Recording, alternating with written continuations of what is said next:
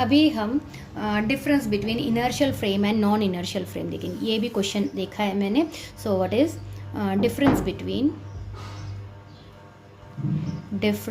Between inertial frame, या फिर simple definition में बोलेंगे define inertial frame and non inertial frame. दोनों के लिए सेम ही आंसर है, ऐसे ही लिखेंगे तो बेटर रहेगा, इनर्शियल फ्रेम। अब रेफरेंस फ्रेम है, हमें पता है, हमने ये लर्न किया स्पेशल थियरी ऑफ रिलेटिविटी में। तो फ्रेम ऑफ रेफरेंस होता है। अब जिस फ्रेम ऑफ रेफरेंस हमने ऐसे ड्रॉ किया था एक्स वाई जेड, ये एक फ्रेम ऑफ रेफरेंस है, यहाँ पे कोई इवेंट हो रहा है, so this is called as frame of reference. ऐसे ये एक्स है, ये वाई है और ये जेड है और यहाँ कोई इवेंट हो रहा है, so we will call it as frame of reference. अब फ्रेम ऑफ रेफरेंस में न्यूटन्स जो लॉज है, से first and second in particular, अगर ये वैलिड होता है, ओबे करता है, देन उसे हम इनर्शियल फ्रेम बोलेंगे। और जो फ्रेम ऑफ रेफरेंस जो एक्सेलरेटेड फ्रेम रहता है, एक्सेलरेशन यानी तुम गाड़ी में बैठ के तुम क्या कर लेते हो, फर्स्ट तुम गाड़ी स्टार्ट करते हो, then you apply acceleration, as a result तुम्हारी गाड़ी की स्पीड बढ़ती जाती है, तुम कांस्टेंट रहेंगे, so that is inertia. Everybody continues the state of rest or of uniform motion until and unless it is acted upon by external unbalanced force. This is the first law of motion. अब अगर एक ही जगह पे है, ये constant speed से जा रहा है, तो हम इनर्शिया बोलेंगे, इनर्शियल बोलेंगे। और अगर वो एक्सेलरेटेड है, जैसे हम बाइक में बैठे हैं और हमने एकदम से तेज की गाड़ी 60 किलोमीटर पर आवर में, तो क्या हो गया, एक्सेलरेट हुआ, सो उसे हम नॉन इनर्शियल फ्रेम में रखते हैं। सो फर्स्ट जो बेसिक डिफरेंस है वो फर्स्ट है न्यूटन्स लॉ। यहाँ पे न्यूटन्स लॉ वैलिड होता है और यहाँ पे does not obey Newton's law. So frame of reference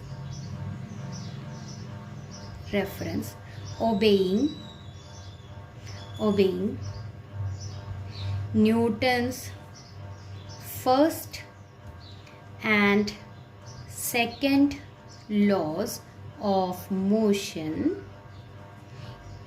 is called inertial frame. इसे हम inertial frame बोलेंगे। and second is the accelerated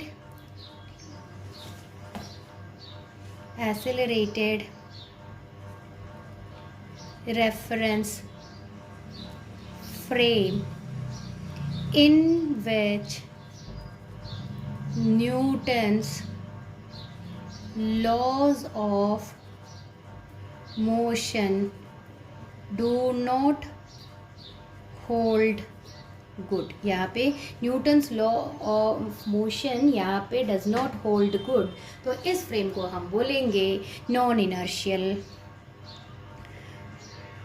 it is called non inertial frame. अब इसके और भी नाम है। It is called as inertial, और दूसरा नाम है न्यूटोनियन, और उसका और नाम है गैलीलियन फ्रेम ऑफ रेफरेंस। इसका जो नाम है, it is called as non inertial, या फिर इसको एक और नाम है, that is accelerated frame of reference. इसे इनर्शियल बोला जाता है, न्यूटोनियन या फिर गैलीलियन फ्रेम ऑफ रेफरेंस से भी जाना जाता है। वेरएस यहाँ पे नॉन इनर्शियल फ्रेम का दूसरा नाम है एक्सेलरेटेड फ्रेम ऑफ रेफरेंस। अब इसका एग्जाम्पल है, द बेस्ट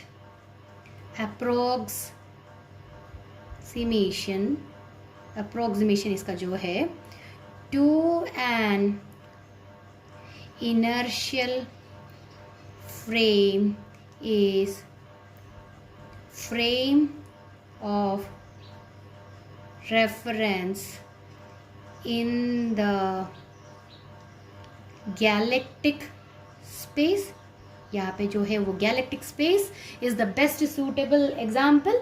और यहाँ पे जो एग्जाम्पल है मैंने अभी बताया था, बाइक लिया है, बाइक या गाड़ी लिए और सडनली उसका स्पीड बढ़ा दिए, तो जब स्पीड बढ़ रही है यानी it is in the acceleration mode. So जब एक्सेलरेशन रहेगा तो वो एक्सेलरेटेड फ्रेम कहलाया जाता है। So all the accelerated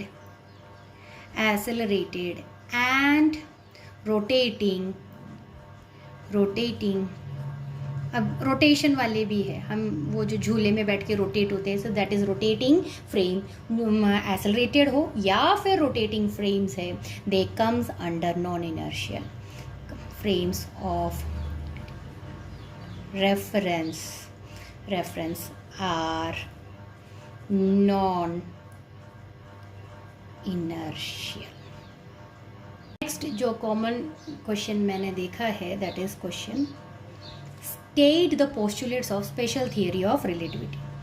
State the postulates of special theory of, हम जब स्पेशल थियरी ऑफ रिलेटिविटी पढ़ते हैं तो हमें फर्स्ट उसके पोस्टुलेट्स आने चाहिए। सो पोस्टुलेट्स क्या है, किस पे ये डिपेंड है। तो स्पेशल थियरी ऑफ रिलेटिविटी है, ये आइंस्टाइन ने प्रपोज किया था और उन्होंने 2 वेरी इंपॉर्टेंट पोस्टुलेट्स बोले थे। यहाँ पे फर्स्ट जो इंपॉर्टेंट पोस्टुलेट है that is laws of physics. हमने अभी तक जो भी लॉज ऑफ फिजिक्स पढ़े हैं वो वैलिड होने चाहिए, वो चेंज नहीं होने चाहिए कोई भी रेफरेंस फ्रेम में।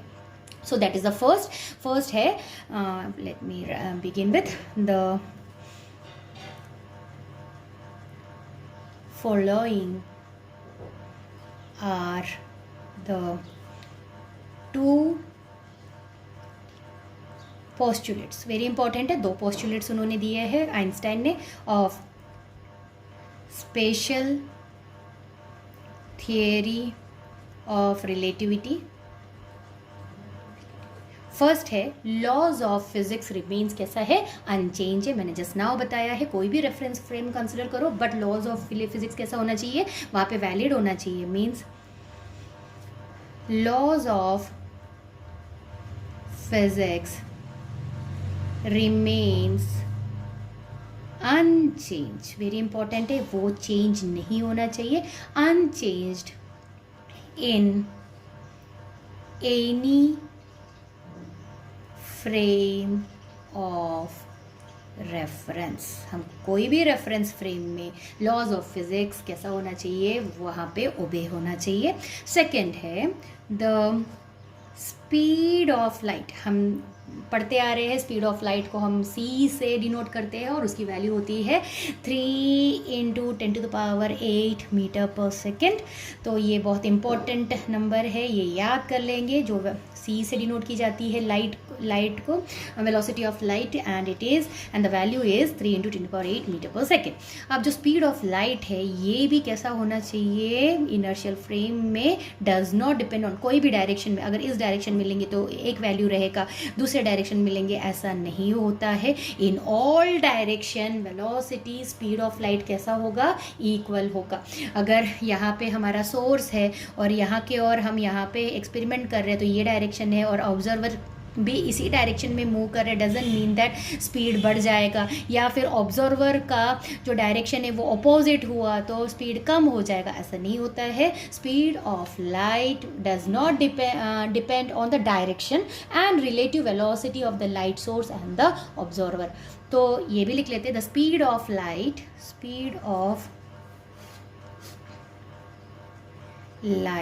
इज इक्वल होना चाहिए। और ये हमें पता है किसके सी से डिनोट करते हैं, स्मॉल सी से, इन वैक्यूम। ये कैसा है, the speed of light is equal in all the inertial frames of reference. Her inertial frame में ये इक्वल है और it's value does not its value does not depend on the, very important, अभी मैंने बताया है डायरेक्शन, ये कोई डायरेक्शन डिपेंडेंस नहीं है। एंड एक और चीज़ है रिलेटिव वेलोसिटी। रिलेटिव वेलोसिटी मैंने अभी एग्जांपल लिया था, this is the source S, ये ऑब्जर्वर है, उसी डायरेक्शन में मूव कर रहा है या अपोजिट डायरेक्शन में मूव कर रहा है, बट वेलोसिटी जो रहेगा वो कांस्टेंट रहेगा। And the relative velocity between the light source and the observer, ये भी कैसा होगा, ये भी किसी पे डिपेंड नहीं होगा। So this are the two basic postulates. Now हम नेक्स्ट जो क्वेश्चन देखा है that is what is chain reaction. अब जो चेन रिएक्शन है वो न्यूक्लियर रिएक्टर्स में देखा जाता है chain reaction. So first nuclear reaction क्या होता है? न्यूक्लियर रिएक्शन होता है प्रोसेस इन विच एक टारगेट न्यूक्लियाई होता है। अब टारगेट न्यूक्लियाई को वेरी एनर्जेटिक पार्टिकल से बम्बार्ड किया जाता है। जब बम्बार्ड किया जाता है तो ये जो टारगेट न्यूक्लियाई है ये ब्रेक डाउन होता है, break into two daughter nucleus, ठीक है, डॉटर न्यूक्लियस। इस प्रोसेस को हम बोलते हैं रिएक्शन, न्यूक्लियर रिएक्शन। अब न्यूक्लियर रिएक्शन में वन इज चेन रिएक्शन होता है, जो इसका चेन ये यहाँ स्टॉप ना होते हुए ये रिएक्शन और कंटिन्यू होता है। जब ये प्रोसेस यहाँ ख़त्म ना होते हुए कंटिन्यू होता है तो उस रिएक्शन को हम बोलते हैं चेन रिएक्शन। देन फिर चेन रिएक्शन क्या है? अ chain reaction is a self sustaining process, खुद से सस्टेन करता है, इन विच नंबर ऑफ न्यूट्रॉन्स, जो अभी मैंने बताया है, जो टारगेट न्यूक्लियाई है वो फर्स्ट कंपाउंड न्यूक्लियस में कन्वर्ट होता है, कंपाउंड न्यूक्लियस फिर ब्रेक होके टू एक डॉटर न्यूक्लियाई होता है with liberation of some, liberate करता है न्यूट्रॉन्स को। जब न्यूट्रॉन्स लिबरेट होता है, ये जो फास्ट मूविंग न्यूट्रॉन्स है ये दूसरे टारगेट न्यूक्लियाई को जाके बम्बार्ड होता है और उस न्यूक्लियाई को भी वो डॉटर न्यूक्लियस में कन्वर्ट करता है। So it is a self sustaining process in which number of neutrons goes on. अब हर एक बार जब कोई टारगेट न्यूक्लियाई ब्रेक होता है तो नंबर ऑफ न्यूट्रॉन्स बढ़ते जाते हैं एंड वो जो नंबर ऑफ न्यूट्रॉन्स है ये फर्दर और आगे के टारगेट न्यूक्लियाई को फिर से ब्रेक करता है, डिसइंटीग्रेट करता है। सो एंड ये जो प्रोसेस है ये कंटिन्यू होते जाता है। So in short a chain reaction is a chain reaction is a self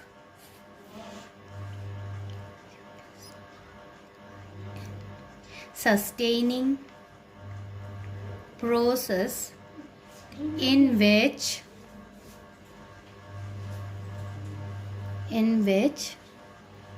the number of neutrons goes on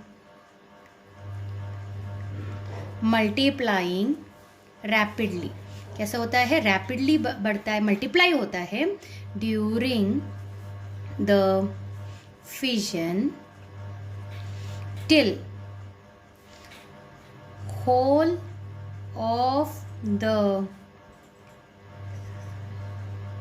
fissionable material, क्या होता है उसका, is disintegrated. A chain reaction is a self-sustaining process in which the number of neutrons goes on multiplying. Very important, यहाँ पे neutron क्या होता है, multiply होता है rapidly during the fission till whole of the fissionable material, जिस target material है उसे हम fissionable material बोलते हैं, जब तक वो पूरा ख़त्म नहीं हो जाता है, जब तक वो पूरा डिसइंटीग्रेट नहीं होता है।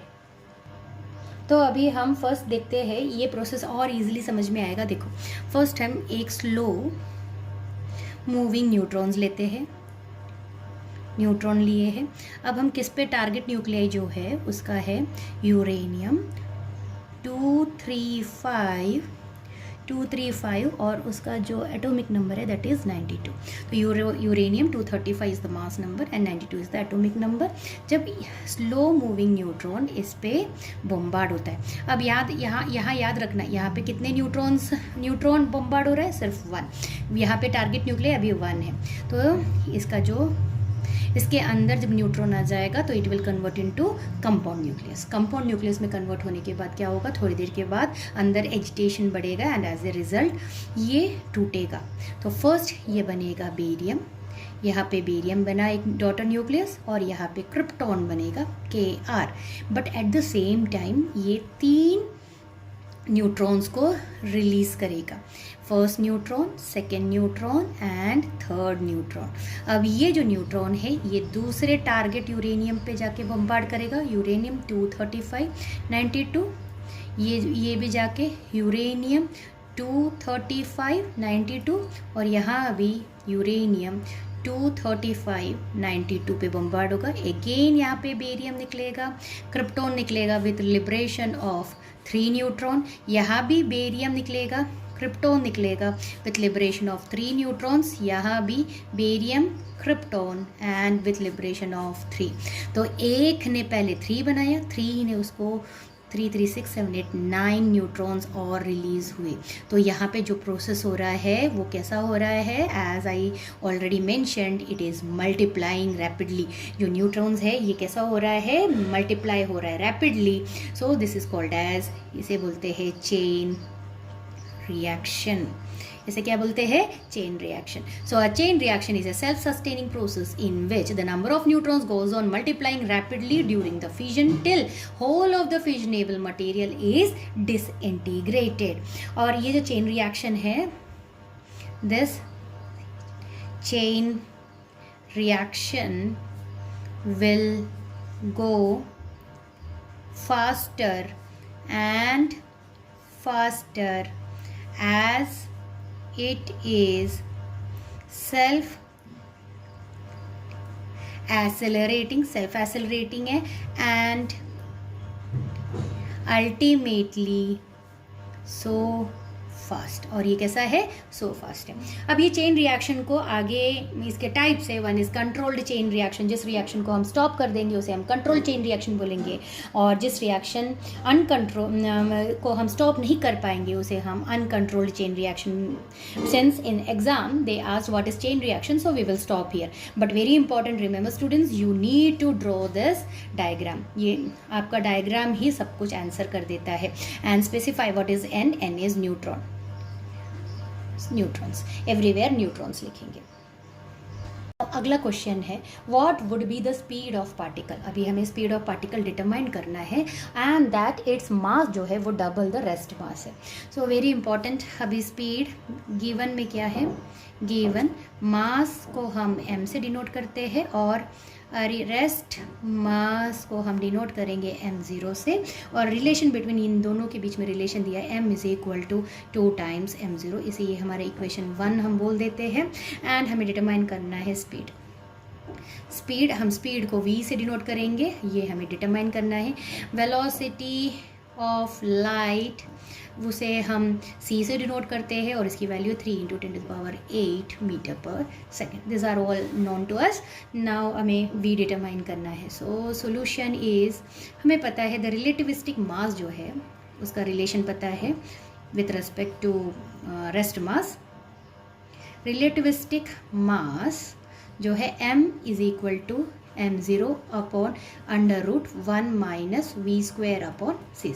ये है हमें relation, but we know that m और m0 के साथ उन्होंने एक रिलेशन दिया। So equation 2, substitute 1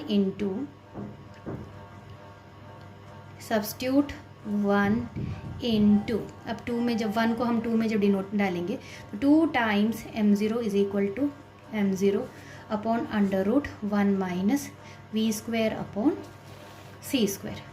m0 cancel, ये आ जाएगा √1 minus v² upon c² is equal to 1 upon 2, squaring both sides आ जाएगा तो 1 minus v² upon c² is equal to 1/4। इसे हम यहाँ लेके आएंगे और इसको हम यहाँ लेके जाएंगे। सो यहाँ आ जाएगा 1 minus 1 upon 4 is equal to v² upon c²। 4 minus 1 upon 4 is equal to v² upon c²। 3/4 is equal to v² upon c²।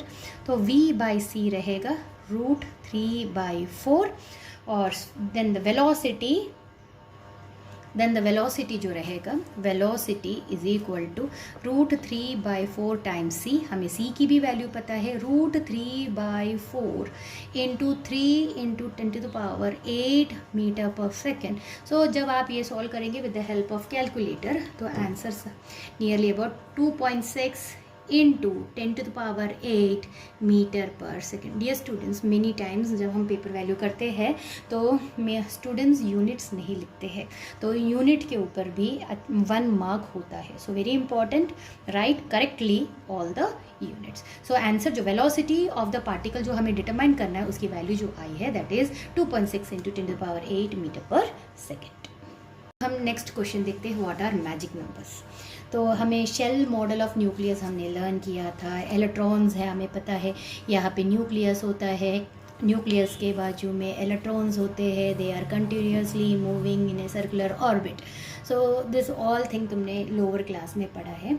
But at the same time electrons, अभी हमें पता है electrons in an atom occupy position in a shell designated by various principal of quantum numbers, ये तुमने पढ़ा था.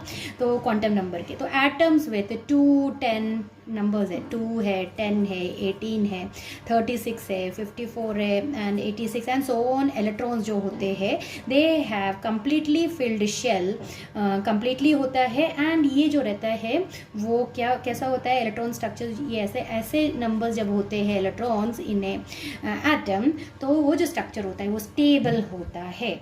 But ये ऐसा ही इफेक्ट उन्होंने ऑब्जर्व किया है साइंटिस्ट लोगों ने विथ रिस्पेक्ट टू न्यूक्लियाई. तो first I will write about the electrons and then we will write about the nuclei. So let us write the electrons in an atom. The electrons in an atom occupy positions in various shells, ये सब तुमने पढ़ चुके हो. Various shells designated by various principal of quantum numbers. अभी जो atoms है, atoms with electron numbers, मैंने कौन सा नंबर बताया था, 2, 10, 18, 36, 54 and 86 electrons have all their electron shells, ये जो shells है, shells ये कैसा है, completely filled है. and as a result completely filled such electron structures कैसा है, are stable, कैसा है, stable है. and accounts for the chemical inertness of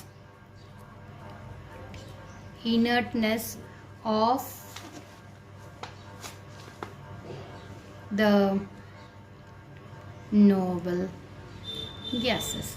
अब ये तो था एटम्स के लिए. अब हम न्यूक्लियाई के लिए बात करेंगे. The same kind of effect is observed with respect to nuclei. अब nuclei that have 2, 8, 20, 28, 50, 82 and 126 neutrons or protons are more stable. ये कैसा है, more stable है than other nuclei of similar mass number, of similar mass number. These numbers are called as very important magic numbers. तो first हमने atoms के लिए बात किया. एटम्स में 2, 10, 18, 36, 54, 86 अगर इलेक्ट्रॉन होता है तो उसका जो इलेक्ट्रॉन शेल है वो दैट इज़ कम्प्लीटली फिल्ड होता है, and they are such type of structures are more stable and for chemical inertness and noble gases. इसके कारण केमिकल इनर्टनेस भी देखा जाता है और नोबल गैसेस भी. अब यही इफेक्ट जब हम न्यूक्लियाई के इसमें देखेंगे. न्यूक्लियाई मीन्स न्यूक्लियस के अंदर जो पार्टिकल्स होते हैं उसे हम न्यूक्लियॉन्स बोलते हैं. वहाँ पे न्यूट्रॉन्स एंड प्रोटॉन्स होता है. अब यहाँ पे इनके जो नंबर है, अगर 2 है, 8 है, 20 है, 28 है, 50, 82 या फिर 126 अगर नंबर होता है, so such nuclei is more stable compare to other nuclei similar mass number. These numbers are called as very important. इस नंबर को मैजिक नंबर बोला जाता है. So you need to learn this 2, 8, 20, 28, 50, 82 and 126. Now the next question is define end point energy of the beta rays. अभी हमें beta raise की and point energy क्या होती है. तो हमने बीटा रेज वगैरह पढ़ा था, अल्फ़ा पढ़ा था, बीटा एंड गैमा पढ़ा है. And in that by using GM counter हम क्या करते हैं, in the place of photographic plate. Actually क्या होता है, फोटोग्राफिक प्लेट पे हम उसको देखते हैं, वो जब इंसिडेंट होता है इस पार्टिकल का तो वहाँ पे हमें मार्क्स दिखते हैं, ट्रेसेस मिलते हैं. तो अभी हम जीएम काउंटर, जो फोटोग्राफिक प्लेट है उसे हम हटा के हम क्या करेंगे, जीएम काउंटर जब लगाएंगे तो वो काउंटिंग स्टार्ट करेगा. तो काउंटिंग स्टार्ट तो number of electrons per unit time with velocity हम उसको काउंट कर सकते हैं, और उसी का हम जब ग्राफ ड्रॉ करेंगे. अब यहाँ पे हमें बीटा है, तो बीटा को जब हम ग्राफ ड्रॉ करेंगे तो हमें कुछ ऐसा ग्राफ मिलेगा. The spectrum. अब यहाँ पे एनर्जी, नंबर ऑफ एनर्जीज, यहाँ पे एनर्जी के साथ, बीटा की एनर्जी के साथ नंबर ऑफ इलेक्ट्रॉन्स को काउंट किया गया है. Number of electrons per unit time जब काउंट किया गया है, ये जो पॉइंट है यहाँ पे स्टॉप हो गया है, इस पॉइंट को हम बोलते हैं एंड पॉइंट एनर्जी. तो दिस इज वेलोसिटी, एनर्जी, ये है energy versus number of electrons per unit time. जब हम ग्राफ प्लॉट करते हैं तो हमें ऐसा ग्राफ मिलता है, और यहाँ जो पॉइंट है जो एक्स एक्सिस को टच कर रहा है that is called as end point energy. तो यहाँ हम लिख लेते हैं by using a GM counter in place of photographic plate in beta ray magnetic spectrograph, then number of electrons per unit time, क्योंकि टाइम के साथ इलेक्ट्रॉन फ्लो हो रहा है इसलिए वेरी इंपॉर्टेंट है number of electrons per unit time with different velocities is counted. GM counter क्या करता है, काउंट करता है, वेरस फोटोग्राफिक प्लेट क्या करता है, वो ट्रेसेस ही देता है. सो काउंटेड द ग्राफ. अब हम ग्राफ प्लॉट कर रहे हैं. The graph is plotted between number of electrons per unit time and their respective energy. अब किन दोनों के बीच में है, respective energy and number of electrons per unit time. जब हम प्लॉट करेंगे the spectrum has a shape, अब यहाँ पे शेप दिख रहा है एक इन्वर्टेड पैराबोला का दिख रहा है with the apex shifted towards the centre, from the centre towards the higher side, and the higher energy limit, ये जो हायर एनर्जी लिमिट है of the spectrum is called as the end point energy. The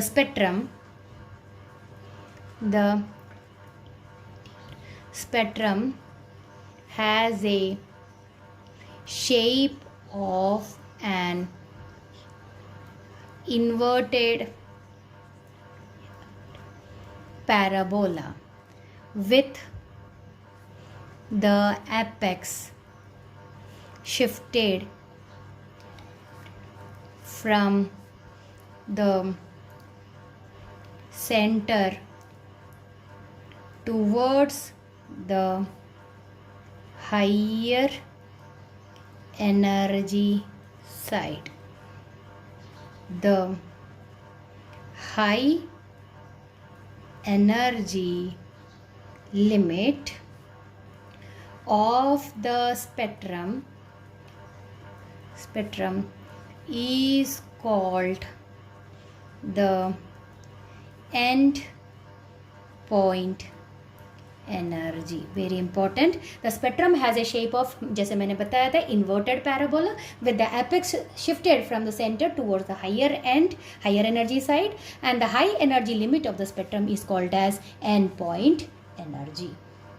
now the next question is calculate energy equivalent. एक होता है energy equivalence और दूसरा होता है मास इक्विवेलेंस. तो अभी हमें फाइंड आउट करना है energy equivalence of a gamma ray of wavelength. उन्होंने दिया है 4.5 × 10⁻11 सेंटीमीटर.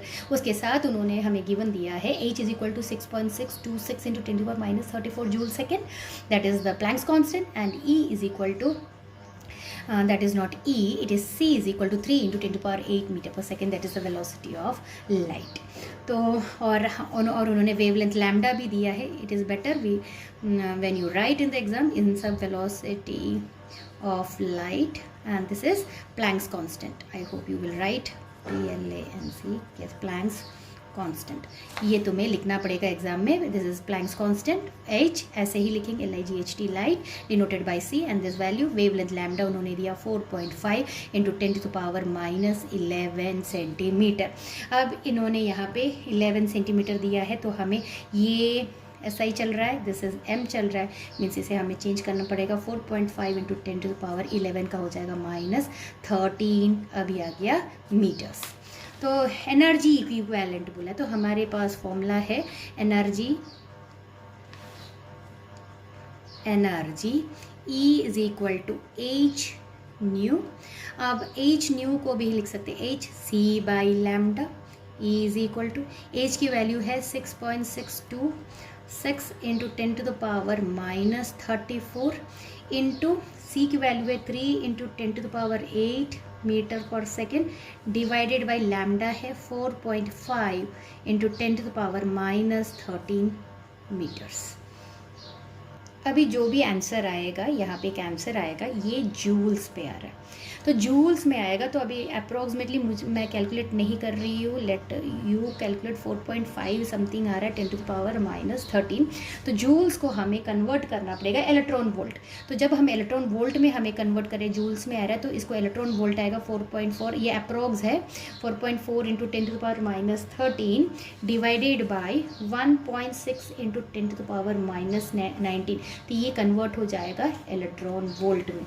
जब इसे हम सॉल्व करेंगे तो आंसर आएगा 2.75 × 10⁻6 इलेक्ट्रॉन वोल्ट या 2.75 mega electron volt. This is energy equivalence. Question है that is state Geiger Nuttall law. अब जीजर न्यूटन जो लॉ है ये थोड़ा सा समझना पड़ेगा. So we will write. In 1911, Geiger Nuttall gave एक उन्होंने एक लीनियर रिलेशन दिया. लीनियर रिलेशन बिटवीन, किन के बीच में? Between the range of an alpha particle and range of alpha particle को हम डिनोट करेंगे यहाँ आर से, and the dish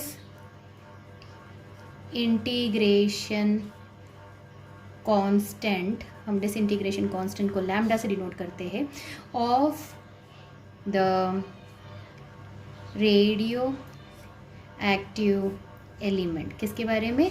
radio active element that emit alpha particle. अब वो रिलेशन क्या था? That is log lambda is equal to a plus b log r। अब a and b जो है that is constant, where a and b are constants। वो relation को हम फिर से हम रीराइट करते हैं, रीराइटिंग दिस, तो यह आ जाएगा log r is equal to a plus b log of t, where t is equal to 0.693 upon lambda is the half life of an alpha emitter, alpha radioactive element that is emitting alpha particle। So log lambda is equal to a plus b log r, where a and b are constant, या फिर हम इसको r के terms में लिखेंगे तो log r जो रहेगा that is equal to a plus b log t, because हमें रिलेशन पता है t is equal to 0.693 upon lambda is the half life of an alpha emitter। अब हम उसी के हम जब ग्राफ प्लॉट करेंगे, this is the log to the base 10 r versus log to the base 10 lambda, तो हमें यहाँ पे ऐसी स्ट्रेट लाइंस मिलेंगे। तो this is uranium series, thorium series and actinium series. Very important, यहाँ पे ऊपर यू के बाद टी के बाद A, uranium series, thorium series and actinium series. This is log to the base 10 r, log to the base 10 lambda, इन दोनों के बीच में जो रिलेशन है। So if log r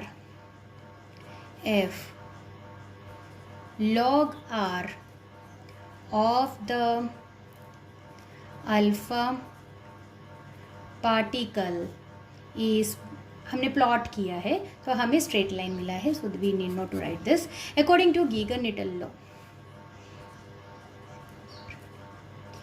according to GN law, greater the, exam में पूरा लिखेंगे, मैंने यहाँ शॉर्ट लिखा है, disintegration constant lambda greater is the range r of the alpha particle। Very important, अगर डिसइंटीग्रेशन कांस्टेंट लैम्डा ग्रेटर है तो रेंज भी कैसा होगा? ग्रेटर रहेगा।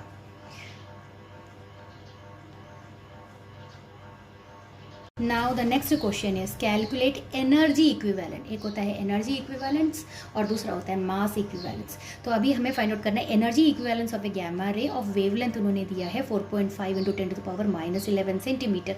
उसके साथ उन्होंने हमें गिवन दिया है h is equal to 6.626 × 10⁻34 joule second, that is the Planck's constant, and E is equal to that is not E, it is C is equal to 3 × 10⁸ meter per second, that is the velocity of light। तो और उन्होंने wavelength lambda भी दिया है। It is better we when you write in the exam in सब velocity of light, and this is Planck's constant. I hope you will write PLANC, yes Planck's constant. ये तुम्हें लिखना पड़ेगा एग्जाम में। This is Planck's constant, H ऐसे ही लिखेंगे, LIGHT light denoted by C, and this value wavelength lambda उन्होंने दिया 4.5 × 10⁻11 सेंटीमीटर। अब इन्होंने यहाँ पे 11 सेंटीमीटर दिया है, तो हमें ये ऐसा ही चल रहा है, दिस इज M चल रहा है, मीन्स इसे हमें चेंज करना पड़ेगा। 4.5 × 10⁻11 का हो जाएगा -13, अभी आ गया मीटर्स। तो एनर्जी इक्विवेलेंट बोला, तो हमारे पास फॉर्मूला है energy energy E is equal to H nu. अब एच न्यू को भी लिख सकते हैं H C by lambda. E is equal to H की वैल्यू है 6.626 into 10 to the power minus 34 into C की वैल्यू है 3 into 10 to the power 8 metre per second divided by lambda है 4.5 into 10 to the power minus 13 metres. अभी जो भी answer आएगा, यहाँ पे एक आंसर आएगा, ये जूल्स पे आ रहा है, तो जूल्स में आएगा। तो अभी अप्रॉक्सीमेटली मैं कैलकुलेट नहीं कर रही हूँ, लेट यू कैलकुलेट 4.5 समथिंग आ रहा है 10 टू द पावर माइनस 13। तो जूल्स को हमें कन्वर्ट करना पड़ेगा इलेक्ट्रॉन वोल्ट। तो जब हम इलेक्ट्रॉन वोल्ट में हमें कन्वर्ट करें, जूल्स में आ रहा है तो इसको इलेक्ट्रॉन वोल्ट आएगा 4.4, ये अप्रॉक्स है 4.4 into 10 to the power minus 13 divided by 1.6 into 10 to the power minus 19। तो ये कन्वर्ट हो जाएगा इलेक्ट्रॉन वोल्ट में। जब इसे हम सॉल्व करेंगे तो आंसर आएगा 2.75 into 10 to the power 6 electron volt या 2.75 mega electron volt. This is energy equivalence. Next जो क्वेश्चन है that is state the Lambert's Beer's law. अब बियर्स लॉ स्टेट करता है कि amount of light absorb is directly proportional to, absorb जो हो रहा है वो सी के बराबर है। एंड लैम्बर्ट लॉ स्टेट करता है एब्जॉर्बेंस जो है वो लेंथ पे डिपेंड है। एंड लैम्बर्ट बियर्स लॉ ये दोनों का कॉम्बिनेशन है। So we will write it states that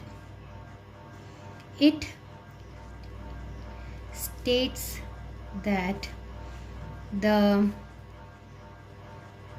amount of light absorbed is directly proportional to, किसको प्रोपोर्शनल है? Proportional to concentration of the solute, concentration of solute and the length, ये किस पे है? length और thickness of solution under analysis। तो first ये है कॉन्सेंट्रेशन से डायरेक्टली प्रोपोर्शनल है, सेकेंड लेंथ या फिर थिकनेस ऑफ द सॉल्यूशन के साथ डायरेक्टली प्रोपोर्शनल है। So here we can write A is directly proportional to C into L. A is directly is equal to epsilon C L, where epsilon is known as extinction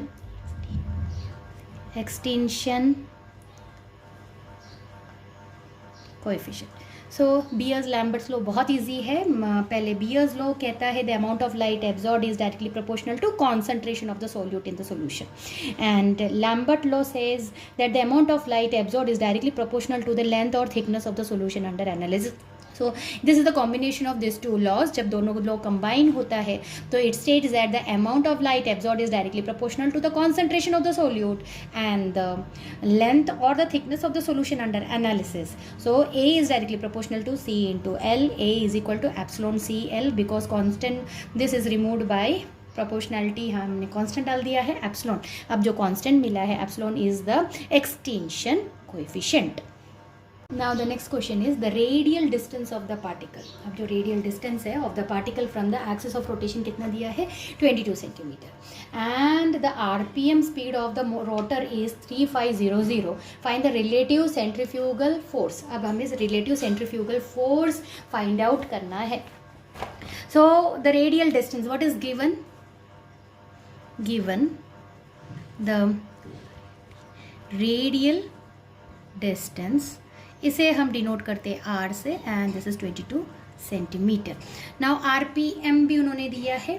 so RP speed of the rotor is equal to, इसे हम N से denote करेंगे, and this is 3500 revolution per minute, very important, RPM है, revolution per minute. तो अभी हम ये substitute करते हैं। We know that relative centrifugal force, relative centrifugal force या फिर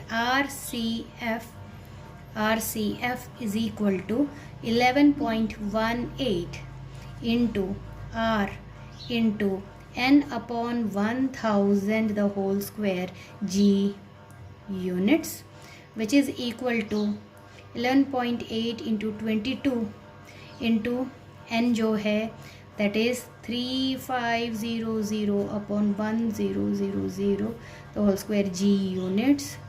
अब जो आंसर आएगा वो G, व्हेन यू कैलकुलेट पहले स्क्वायर निकाल लेना, फिर उसको डिवाइड, सबको मल्टीप्लाई करके डिवाइड बाई 10⁶ कर लेना। तो जब आंसर आएगा that will be equal to 31 approximately, I am not calculating, 3180.1 G unit. इसका जो यूनिट रहेगा वो रहेगा G यूनिट। नेक्स्ट क्वेश्चन है, what is the principle of sonography. Sonography हम सुनते हैं बेबीज़ के लिए, या फिर किडनी स्टोन फाइंड आउट करने के लिए, या हार्ट के शेप फाइंड आउट करने के लिए। इसके बहुत सारा है, सिर्फ बेबीज़ को फाइंड आउट करना ही सोनोग्राफी का यूजेज नहीं होता है। सो बेबीज़ का लोकेशन, ये this is not the only working of sonography. तो सोनोग्राफी का जो होता है, एक साउंड वेव को ऑब्जेक्ट में जाके, अगर हमने यहाँ से साउंड वेव भेजा और यहाँ पे अगर ऑब्जेक्ट है तो ये क्या करेगा, हिट करेगा and it will be reflected back. अब ये रिफ्लेक्टेड बैक सिग्नल को जब हम कैप्चर करेंगे और हमारे सिस्टम में डालेंगे तो हमें इस ऑब्जेक्ट का शेप मिलेगा, साइज मिलेगा। तो इसी पे सोनोग्राफी डिपेंड है। व्हेन, अब यहाँ पे उन्होंने प्रिंसिपल बोला है तो हम when sound wave strikes an object, it bounces back, और उसका इको क्रिएट होता है, echoes are created by measuring. अब हम इसको अगर मेजरिंग करेंगे, these waves which is obtained, it is possible to determine how far away the object is, as well as the size of the